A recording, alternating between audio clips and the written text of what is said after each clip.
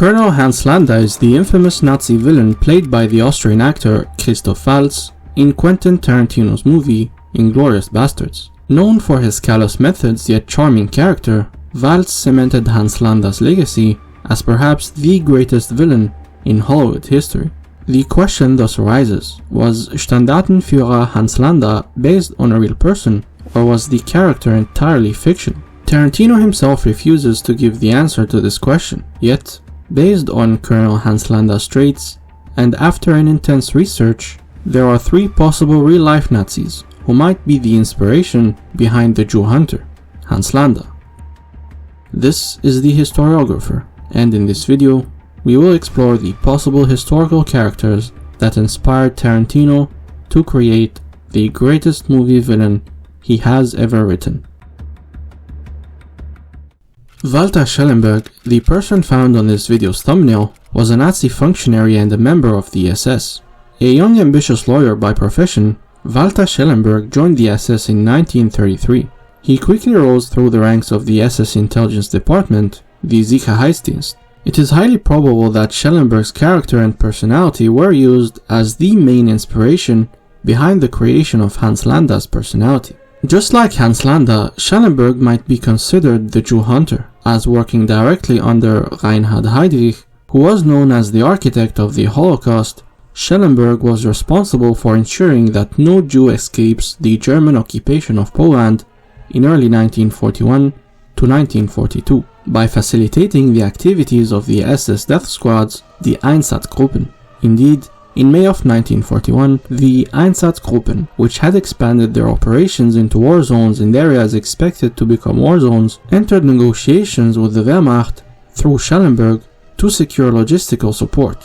This support, both on the front lines and in occupied areas, aimed to enhance the effectiveness of the SS killing squad's murdering operations, which targeted Poles, Jews, and other ethnic minorities such as the Roma. Schellenberg, acting on behalf of his boss Reinhard Heydrich, issued a circular on the 20th of May 1941 to all the branches of the Gestapo, prohibiting Jews from leaving German-controlled lands, and marking a significant shift towards the genocidal Endlösung, or final solution. This is quite similar to Hans Landa's death squads in the movie, who managed to nearly eradicate an entire Jewish family who were hiding in Monsieur Lapedit's farm. Further, speaking French, Italian, English, and German, Walter Schellenberg had an energetic personality. He was a very close friend of the French designer Coco Chanel, the founder of the Chanel fashion company. Like Landa, Schellenberg was sent to France, yet it was on a secret mission and on different dates, a mission known as Operation Model Hut by 1943, in which Coco Chanel, under the guidance of Schellenberg, tried to use her friendship with Winston Churchill to devise a peace plan between Nazi Germany and Great Britain. The plan, however, was a failure. Highly Machiavellian, Schellenberg had managed to survive Hitler's Great Purge following the failed Operation Valkyrie to overthrow the Führer on the 20th of July 1944, and he actually became the chief of all German intelligence operations, as the Abwehr, or the military intelligence of the Wehrmacht, was abolished and placed under his direct command. An opportunist, Schellenberg was ready to collaborate with the Allies to negotiate a German surrender by 1945. Schellenberg urged his boss, Himmler, to consider overthrowing Hitler under the guise of his declining health, with the intention of pursuing a separate peace negotiation with the Western Allies.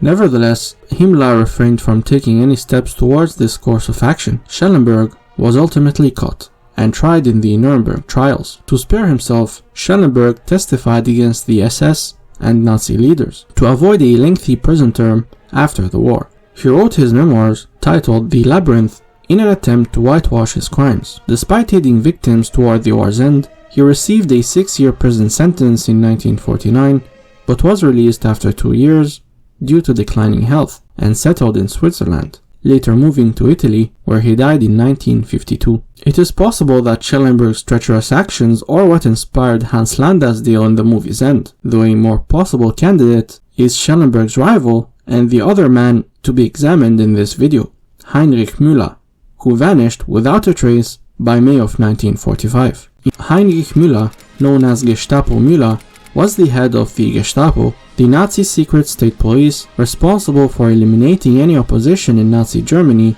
from 1939 to 1945.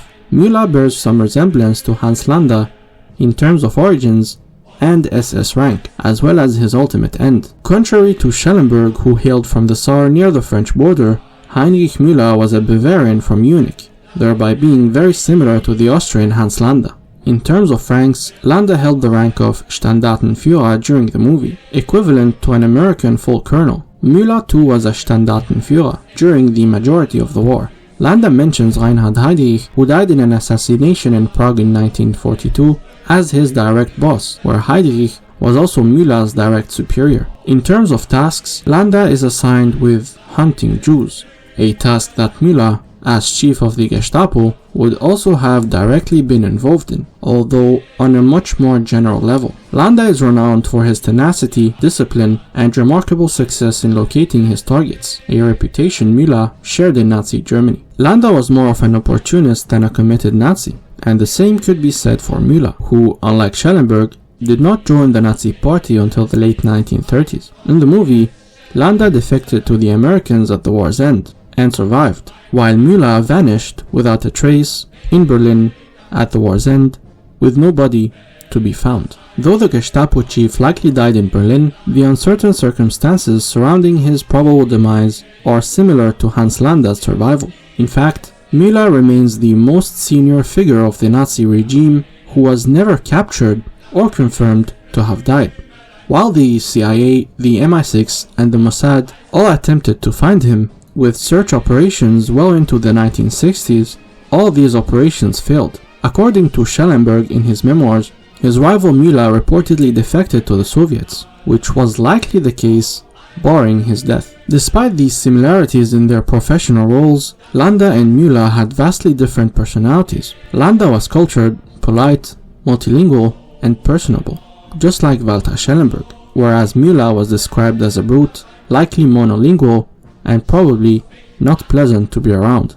Leaving the best for last, Chapter 3 explores Alois Brunner, the man who deserves Hans Landa's nickname, the Jew Hunter. Alois Brunner was an Austrian SS Hauptsturmführer, or captain, during the Second World War. Known for his pivotal role in the Holocaust, he worked closely with Adolf Eichmann, facilitating the deportation of over 100,000 European Jews from Austria, Greece, France, and Slovakia to concentration camps in Eastern Europe. Brunner oversaw the deportation of 47,000 Austrian Jews, 43,000 Greek Jews, and commanded the Drancy internment camp near Paris, where nearly 24,000 were sent to gas chambers. As one can see, not only does Alois Brunner share a similar Austrian origin with Hans Landa, but his meticulous operations are massively similar to Hans Landa's Jew hunting actions in the movie, where he is arguably the inspiration behind Hans Landa's nickname, the Jew Hunter. When it comes to differences, it remains clear that Alois Brunner died as a committed Nazi, who refused to collaborate or hand himself to the Allies. In addition, the fate of both men with the war's end is quite different. While in the movie Landa negotiated with the Allies, Brunner had actually managed to escape the Allies by forging a fake passport. After narrowly escaping Allied forces in the aftermath of the Second World War, Brunner evaded capture and fled West Germany in 1954, seeking refuge first in Egypt, then in Syria, where he resided until his death. Throughout his life, he was the target of numerous manhunts by the Mossad. During his time in Syria, Brunner reportedly received asylum, a substantial salary, and protection from the Syrian Ba'ath Party, in exchange for his expertise on torture and interrogation techniques used by the Germans in the Second World War. Throughout the 90s and beyond, Brunner remained one of the most sought-after Nazi war criminals. However, he died in 2001 in Damascus, aged 89, where other sources place his death in 2010, aged 97. In conclusion, the fictional character Hans Landa can be considered a cocktail of Schellenberg, Müller, and Alois Brunner. The personality of Hans Landa is probably based entirely on Walter Schellenberg. The rank of Landa, and maybe his deal with the Allies, is most similar to the disappeared Heinrich Müller, and the origins, as well as the intricate Jew hunting operations of Hans Landa, are remarkably similar to Alois Brunner.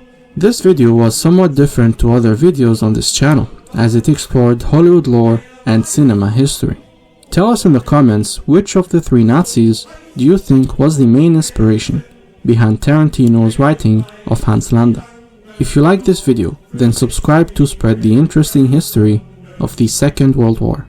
This has been The Historiographer, and for now, see you in the next video.